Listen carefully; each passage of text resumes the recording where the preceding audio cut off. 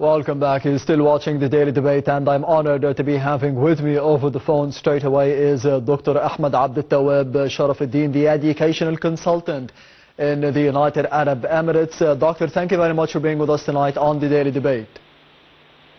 Well, thank you. Thank you, Ahmed, for having me. It's always a pleasure to be with you. Anytime. The pleasure is all mine. Of course, we have seen today President Abdel Fattah al-Sisi receiving the Jordanian King Abdullah II. But before that, I would like to focus on the other top story for today and the other presidential activities of His Excellency President Abdel Fattah al-Sisi for today, which is a phone call conducted between President al-Sisi and the King of Bahrain, Ahmed bin Isa Al Khalifa. And of course, during the phone talks, it was stressed that the Gulf security is a part and parcel of the Arab security and the safety of Egypt itself, according to the statements made by President Abdel Fattah al-Sisi. How do you see the importance of elevating the bilateral ties between Egypt and Bahrain and Egypt and the Gulf Security Council in general?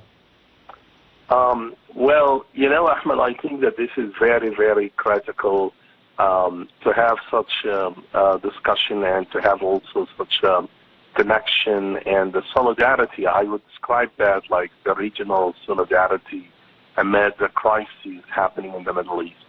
The discussion between the two leaders probably would demonstrate a concerted effort to reinforce the Arab unity in navigating the increasingly complex and volatile regional landscape. And as you know, both Egypt and Bahrain play significant roles in the Arab world.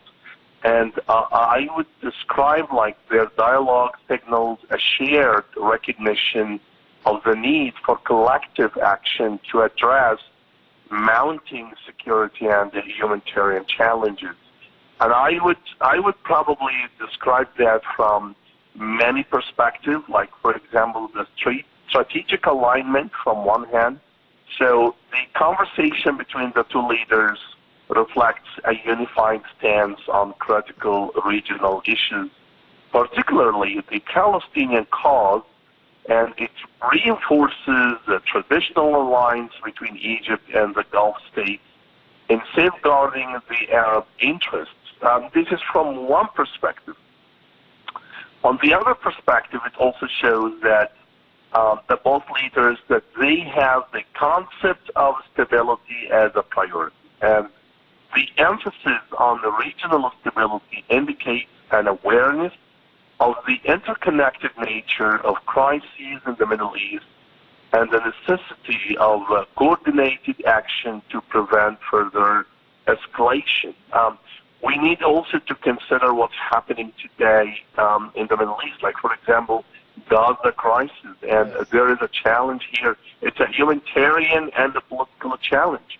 So the situation in Gaza, I would describe that this is the focus point of such a dialogue between the two leaders, especially that they stressed an immediate need for ceasefire and the release of hostages and the delivery of humanitarian aid.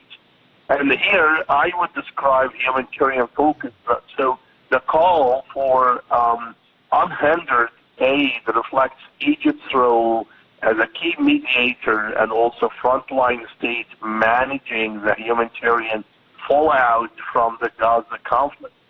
And as you know, that Egypt's Rafah border crossing serves as a lifeline for Gaza, underlining its strategic position in managing the crisis. But I think that there is also another message. It's a political message. The insistence on calm as a prerequisite for regional stability sends a clear message. It's a very clear message to international stakeholders among the centrality of the Palestinian issue. And it positions Egypt and Bahrain as advocates for a just and lasting resolution rather than temporary fixes. But I would also describe that Bahrain plays a very, very critical role. As a Gulf state that recently normalized the relations with Israel, so Bahrain's alignment with Egypt on the necessity of a ceasefire and a two-state solution underscores something like a very balanced position. It reflects Bahrain's balancing act between maintaining its normalization agreements and also supporting Arab solidarity on the Palestinian cause. I would not exclude also that the call would include also the issue in Lebanon and Syria, avoiding regional escalation. So I would assume that the discussion on Lebanon and Syria reflects a shared concern about the potential for conflict spillover and the fragility of the two states. Here, we can just, we talked about the challenge in Gaza, but there is another challenge also in Lebanon and another more challenging position in Syria as well. And I would describe like the bottom line of such call is I would describe that like conflict prevention. So in Lebanon, for example, there is a challenge happening today, and there is a call for the implementation of UN resolutions and maintaining stability to underscore the importance of preventing further deterioration in Lebanon. I would describe that Egypt and Bahrain are advocating for political solution in every conflicting area, like Lebanon, in Syria. So Egypt and Bahrain, for example, supporting the idea of political solution to preserve Syria's unity while addressing external interventions, especially when it comes from Iran and Turkey. So this aligns with broader Arab consensus on reintegrating Syria into the regional fold through the mechanisms like the Arab Contact Group. So all in all, I would describe like that this call is very, very critical. Yes. It shows a sense of responsibility and solidarity.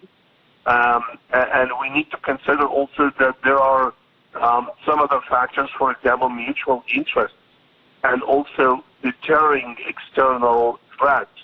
There is also another dimension here, Ahmed, which is the economic collaboration. So the focus on enhancing bilateral economic ties and also addressing regional economic crises highlights a pragmatic approach to strengthen the resilience against instability. And that we just can see that by having different dynamic ways like economic diplomacy and how to tackle the economic challenges. There is also another dimension here, which is the implications for broader regional dynamics. So I would describe this phone call, it serves as, this is like a stepping or probably a stage for more and larger trends in Middle Eastern diplomacy. It shows the Arab coordination.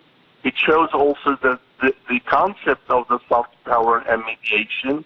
And it also shows that how could traditional alliances work together. So Bahrain's engagement on the Palestinian and Syrian issues alongside Egypt demonstrates how Gulf states that have normalized ties with Israel are navigating the delicate balance between the two alliances.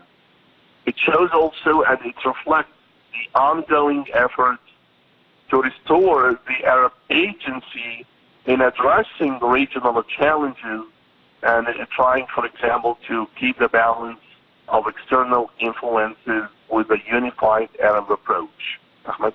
Yes, Doctor, how do you see the importance of elevating the bilateral ties between Egypt and the Gulf Cooperation Council in general, more specifically as we have seen today, the phone call that was conducted between President Sisi and the King of Bahrain.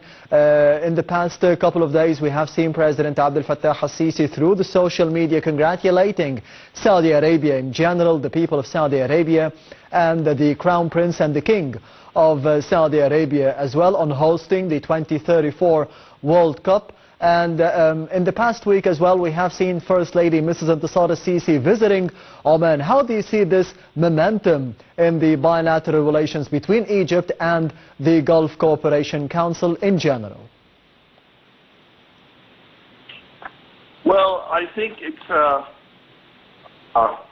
very indicative, and it really speaks volume here. We need to consider, for example, that the bilateral relations can be used as a pillar of regional stability. So, for example, I would describe that such relations can underscore the strategic partnership between both countries, because it reflects, as I said, shared vision for stability and peace in the region. So both countries, as a matter of fact, they view their bilateral cooperation as a cornerstone of broader Arab solidarity. The emphasis, for example, on cooperation in various fields reflects their intention to strengthen economic security and the political ties to address mutual challenges and at the same time bolster resilience against external pressures. On the other hand, we need to consider also that the reaffirmation of the two-state solution and the rejection of Palestinian displacement signals Egypt and also all its neighboring countries showing unwavering stance on the Palestinian issue.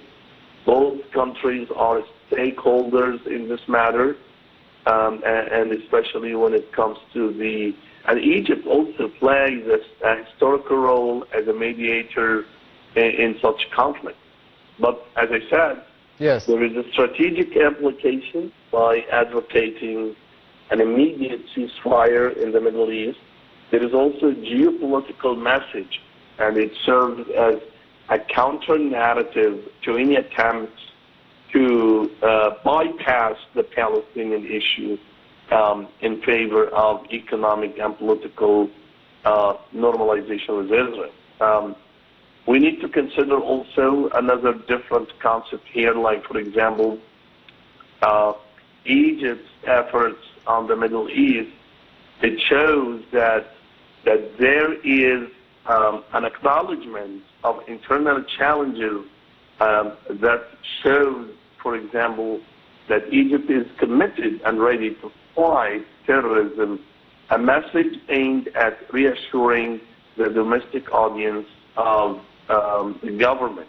And I think also that the joint statement reflects an effort to counterbalance regional powers while aligning with global norms of peace and stability.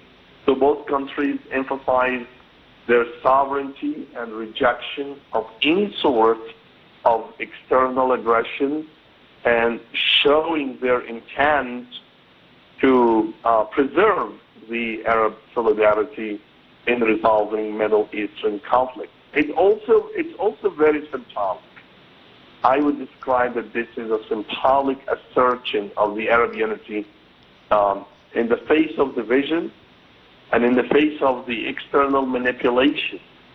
So by presenting a united front on key issues like Palestine, Syria, and Lebanon, so I think that both countries aim to project an image of responsible leadership in a fragmented Middle Eastern region today. So all in all, I would describe that such collaboration reflects a strategic alignment of two key Arab states seeking to preserve regional stability amid escalating crises, while their positions on Palestine, Syria, and Lebanon reflect long-standing policies.